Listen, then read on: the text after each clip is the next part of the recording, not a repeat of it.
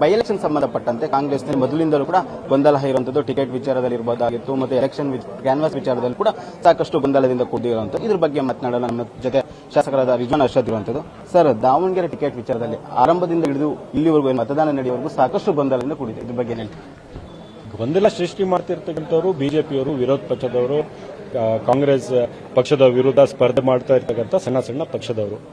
ಕಾಂಗ್ರೆಸ್ ಪಕ್ಷದಲ್ಲಿ ಅಥವಾ ಮತದಾರರಲ್ಲಿ ಗೊಂದಲ ಇರಲಿಲ್ಲ. ಗೊಂದಲ ಉದ್ದೇಶಪೂರ್ವಕವಾಗಿ ಸೃಷ್ಟಿ ಮಾಡಿರ್ತಕ್ಕಂಥದ್ದು. ಸರ್, ಒಂದು ಮಾತು ಹೇಳಿದ್ರಿ, ಪಕ್ಷದಲ್ಲಿ ಸೋಲಿಸುವ ಪ್ರಯತ್ನ ನಡೆದಿತ್ತು, ಅದು ಯಾವ ರೀತಿ ಸರ್ ಅಂತ?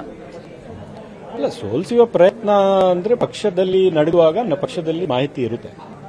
ಸೊ ಅದು ಮಾಧ್ಯಮದ ಮೂಲಕ ಹೇಳಬೇಕಂತಿಲ್ಲ. ನಾವು ಇಲ್ಲಿ ಹೇಳ್ತಾ ಇರ್ತಕ್ಕಂಥದ್ದು, ಬಿಜೆಪಿಯವ್ರನ್ನ ಹೇಳಿದ್ರು, ಪಕ್ಷದ ಅಲ್ಪಸಂಖ್ಯಾತರನ್ನು ಕಡೆಗಣಿಸಿ, ಅಲ್ಪಸಂಖ್ಯಾತರ ನಾಯಕರನ್ನು ಅವಮಾನಿಸಿ, ಅವರು ಎಷ್ಟೇ ಕೇಳಿದ್ರು ಟಿಕೆಟ್ ಕೊಟ್ಟಿಲ್ಲ, ಕಾಂಗ್ರೆಸ್ ಪಕ್ಷದಿಂದ ಅಲ್ಪಸಂಖ್ಯಾತರಿಗೆ ಅನ್ಯಾಯ ಆಗಿದೆ ಅಂತ ಬಿಜೆಪಿಯವರು ಏನು ಹೇಳ್ತಾರೆ, ಅದನ್ನು ತಪ್ಪು. ನಮ್ಮೆಲ್ಲರಿಗೂ ವಿಶ್ವಾಸಕ್ಕೆ ತಗೊಂಡೇ ಕೊಟ್ಟಿದ್ದಾರೆ ಟಿಕೆಟ್.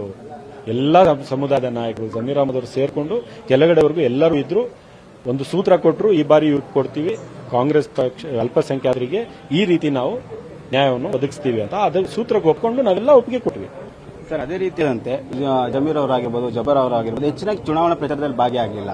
ಎಲ್ಲೊಂದು ಕಡೆ ಈ ಒಳ ಅಸಮಾಧಾನ ಕಾರಣ ಆಯ್ತಂತ. ಅದು ನನ್ಗೆ ಗೊತ್ತಿಲ್ಲ. ಅದ್ರ ಬಗ್ಗೆ ನನಗೆ ಜಾಸ್ತಿ ನಾನು ಮಾತನಾಡಕ್ಕೆ ಹೋಗೋದಿಲ್ಲ. ಪಕ್ಷದ ಒಳಗಡೆ ಗೊತ್ತಿರ್ತದೆ, ಪಕ್ಷಕ್ಕೆಲ್ಲ ಮಾಹಿತಿ ಇರುತ್ತೆ. ಒಂದು ವೇಳೆ ಕಾಂಗ್ರೆಸ್ ಸೋತ್ರೆ ಈ ಅಸಮಾಧಾನ ಕಾರಣ ಆಗಬಹುದಾ ಅಂತ? ಕಾಂಗ್ರೆಸ್ ನಿಶ್ಚಿತವಾಗ್ಲೂ ಗೆಲ್ಲುತ್ತೆ, ಸೋಲುವ ಪ್ರಶ್ನೆನೇ ಇಲ್ಲ. ಇಷ್ಟು ಮಾತ್ರ ಹೇಳಿ. ಸರ್, ನೀವು ಕೂಡ ಸತತವಾಗಿ ಪ್ರಚಾರದಲ್ಲಿ ಭಾಗಿಯಾಗಿದ್ರಿ, ಮತ್ತೆ ಎಲ್ಲವೂ ನಡೆಸ್ಕೊಟ್ರಿ. ಆದ್ರೂ ನಿಮ್ಮ ಮೇಲೆ ಒಂದು ಆರೋಪ ಅಂದ್ರೆ ಮುಸ್ಲಿಂ ಟಿಕೆಟ್ ಇವು ಸಲೀಂ ಅಹಮದ್ ಮತ್ತು ರಿಜ್ವಾನ್ ಅವರು ಒಂದ್ ಸ್ವಲ್ಪ ಕಾರಣ ಆದ್ರು, ಅವರು ಒತ್ತಾಯ ಮಾಡಲಿಲ್ಲ, ಹೈಕಮಾಂಡ್ ಬಂದೆ ಅಂತವೂ ಕೂಡ ಬಂತು. ಶುದ್ಧ ಸುಳ್ಳು.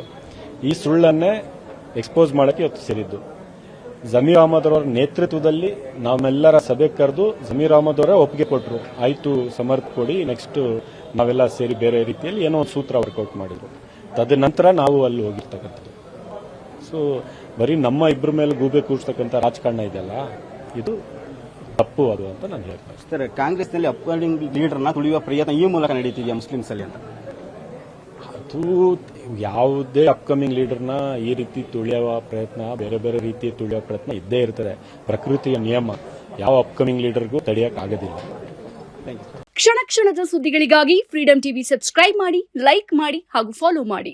ಹೊಸ ಸುದ್ದಿಗಳ ನೋಟಿಫಿಕೇಶನ್ಗಾಗಿ ಬೆಲ್ ಐಕಾನ್ ಮೇಲೆ ಕ್ಲಿಕ್ ಮಾಡಿ.